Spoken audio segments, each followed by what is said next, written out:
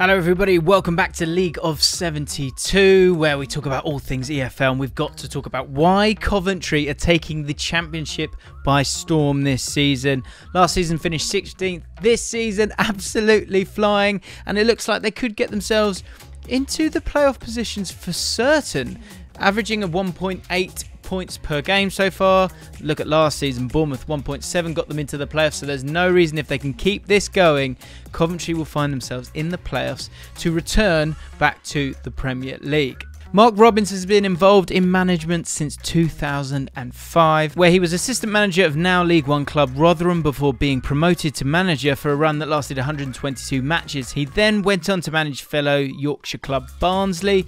After this, he took charge of Coventry for the first time before leaving for Huddersfield. Now in his second stint in charge of Coventry, he has amassed an amazing 235 matches in charge of the Midlands outfit, which is the most matches he has been in charge of any club during his managerial career. That number is increasing week on week, of course, and the club is improving week by week. Mark Robins, in fact, actually going into the international break, has 99 victories during his second stint as boss of Coventry City. But why is everything falling into place? Now remember, Mark Robins was manager from League 2 now into the Championship, and I think that's a big part of it. Bit of grit, bit of application, a lot of hard work, and Coventry are pulling up trees generally with the performances and the results, but also the way they're going about it. That football fan that loves their nitty-gritty football, this is the team that you want to be watching this season. So why are Coventry playing so well? That's what we're going to dive into in this video. If you're new to the League of 72, this is your place for all things EFL, so make sure you hit the subscribe button, and if by the end of the video you've enjoyed yourself, why not hit the like button as well? Coventry under Mark Robins this season are playing a 3-4-1-2. They've played that 70% of the time so far this season. That is a gentle change from last season, where they were using 3 at the back, but they were using a wing-back system. Kind of diving into this wing-back system a little bit more and ultimately refining it this season in terms of their recruitment has seen a real improvement. A great example of that is the ability to retain Victor Gyökeres, who of course we will be talking about a little bit later on in this video. So let's explain how that 3-4-1-2 has allowed Coventry to thrive this season. First of all, in possession. So take a look at this graph. What you can see here is that Coventry, when it comes to passes per sequence alongside direct speed, which is how fast in meters per second a team progresses the ball up the field, Coventry are sort of middle of the road at the moment, but don't be fooled by that. What that really says, it doesn't say that they're average, it shows that they can mix it up. And I think the best way to explain that is to start with the goalkeeper and then make our way through in terms of how Coventry approach a game of football. So these clips of Coventry, if you start at the back with the goalkeeper Simon Moore, you can see that they like to get the ball out quickly at times, get it to the wing back, then play it into midfield and go about their business that way. Again, another example here where Simon will look to make that pass quickly so they can counter-attack quickly and get themselves up the pitch and using the full length of the pitch, but they're willing to play it short as well. Happy to give it to their centre-backs at different times and play the ball that way, but also mix it up again with a long ball using Gyökeres, and then also Simon Moore himself being used as well as a quick 1-2 here to work their way through the thirds as well. So there's several different ways that Coventry can build up from the back. The other thing I absolutely love about Coventry is the aggression. Really, really aggressive, really, really positive. This is from the opening 10 seconds of the game against Bristol City. Let's show you it here. The ball's bouncing about. Yes, it's pinball, but Coventry want it. They want to get on the ball and they want to get the ball forward itself. They want to win their headers and they want to break with pace. Get the ball down, play, runners all over the place, and positive in how they're playing as well. Do they go and try and get the ball quickly? Of course they do. They're ready to press and they want to get shots off as well. And that's in the opening 10 seconds of this game. This next clip is quite nuanced because ultimately not much is going on, but what you can see here is, again, it just shows how well coached this Coventry side is. So in this game, McFadzean gets himself on the ball here, and I'm going to slow it down because once he gets the ball, what's so interesting here is that as soon as he gives the ball to Jake Clark-Salter, let's just play it on a little bit longer, Fankati Darbo turns his back. The reason he's turning his back is because this team is well drilled. He knows the ball's on its way. And so he's making his way to get himself nice and wide to stretch the pitch because he knows what his role is as the right-sided wing-back for this team. If we get rid of that and let it play just that little bit longer. The pass then goes across. Dabo is already there. He knows what he's going to do. And then Jamie Allen in centre midfield, he knows what his next job is. And he also knows he has space to run into it as well. You'll see him make that move once the pass goes to Dabo. And you know that it's coming, and he knows that he'll be the man that needs to be utilised down the line. So ultimately, from one pass over here in a deep area, because of Darbo's positioning, they're stretching the play, and then they're going to be able to make their way up the pitch. It's fantastic stuff, and just shows that everyone knows their roles. There you go. He knows that that area is there to be utilised. It's fantastic. Let's let it run. So Darbo gets the ball. He's out wide. There's that channel for him to go and run into.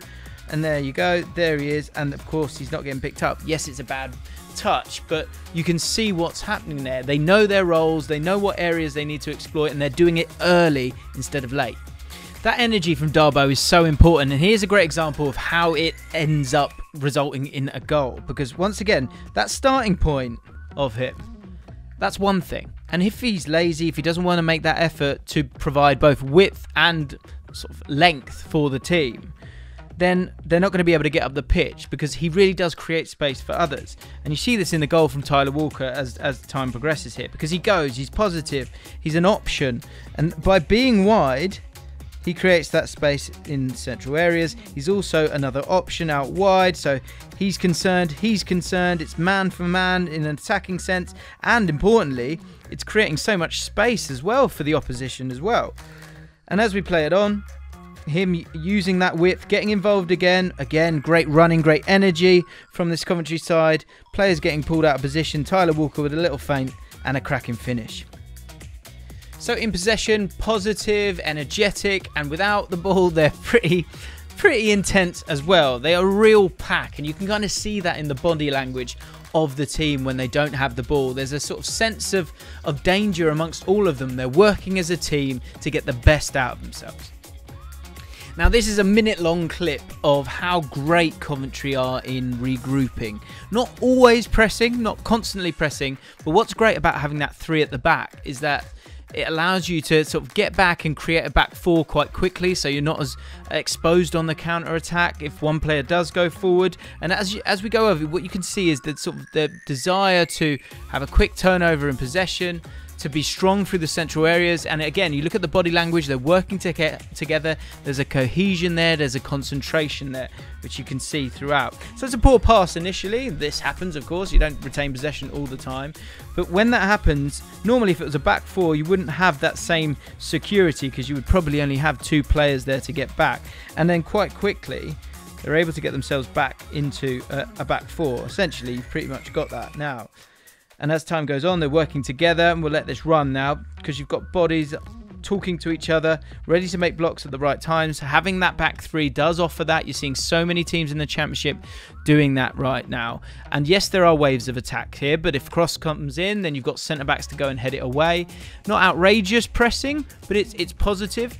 And it's smart. You can see that from the forwards pressing there as well, stopping the passing lanes inside, being proactive at times and being positive at times as well.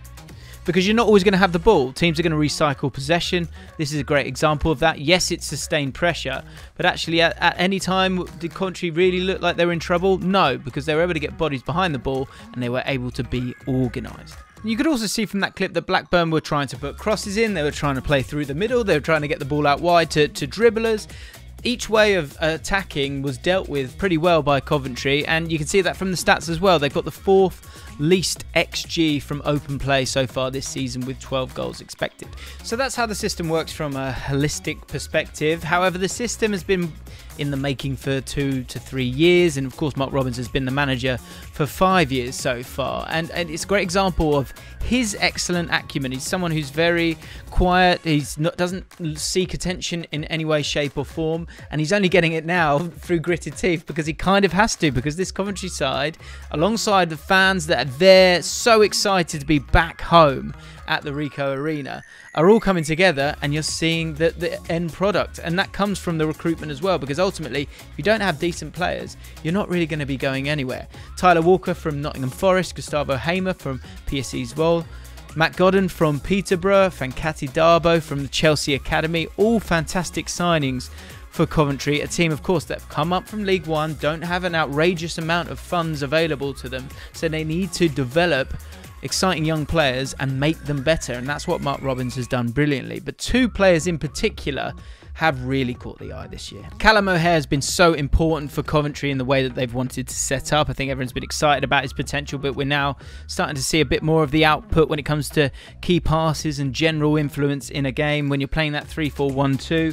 it's really going to be down to him to be intelligent, have high energy, get into these different spaces, come out wide at times, and then do what he does brilliantly, which is take players out of the game and then showcase his great vision. It's a great example of it there. Again, being able to have that double pivot to be able to play the ball in between lines to someone's feet, them to turn around, and then he's facing that back four with two strikers in front of him as well. That's going to be very, very dangerous and very, very awkward for teams to deal with.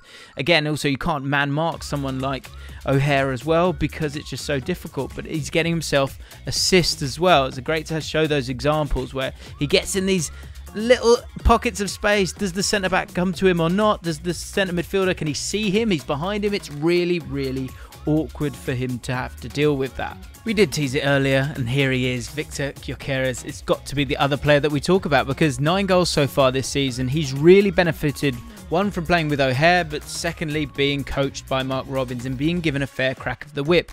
He was at Brighton and didn't get really any opportunities at all. He made 0 appearances. He was sent out on loan on 3 successive occasions, and last season playing for Swansea and then for Coventry City, he was only averaging about 35 minutes per game. Since returning to Coventry, this time of course on a permanent basis, he's averaging 82 minutes per game. Furthermore, he's scoring every 155 minutes. 9 goals so far this season, and we can show you some of his best clips now. He scored a brace in Coventry's probably most famous victory of the season so far, a 4-1 victory against Fulham, and yeah, okay, this goal is a bit of a car crash, but it comes from him and his team setting up brilliantly, causing traps, and then of course, who else? O'Hare is the man to set him up here, and it's a calm finish, it's a solid finish as well. The next goal is great. It's him being able to do 2 things.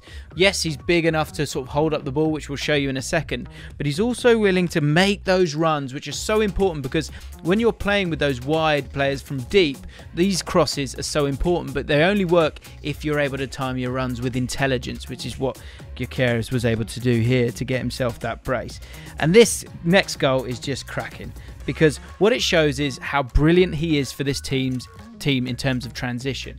Now, we spoke about it in terms of the wing backs, and that being able to kind of move the team up the pitch is so important. And this goal here is against Millwall. It's such a great example of it because, first of all, here he is picking up the ball here. He's able to drop deep, willing to drop deep, which if he's always there, then that means it's stagnant. It means the Millwall defence are able to push up higher up the pitch and dominate territory. But he doesn't do that. He plays the ball. He holds off 2 players there. Plays it simple. He wants it back already, but he drives up the pitch, and also having that second striker up there helps as well. Able to get the ball again. Lovely little feet and feint there, and a great finish into that bottom corner right at the end of it. So he picked up the ball on the halfway line. A few seconds later, he's up the pitch, scoring another goal for this Coventry side. Great recruitment from Coventry, and ultimately they've recruited a complete striker, someone who can hold up the ball, willing to work hard, big, strong, but also willing to show great feet and composure and drive at the heart of the opposition. So all in all, it's looking pretty healthy for Coventry right now. I think most footballing fans, apart from of course their rivals, have got a bit of a soft spot for Coventry. The fans, the club, the city's gone through so much. But at the moment, they've got an exciting, young, sustainable team with players like O'Hare and Gyökeres, who we've just been speaking about there, both only 23. If they can hold on to those players and continue with this fine home form, they're scoring late goals as well. It's all pointing in the right direction to see this Coventry City side back in the Premier League. Coventry City fans, talk to me. Let me know what you think about your side right now. Are you excited? Do you think this team could go all the way? Let me know in the comments below.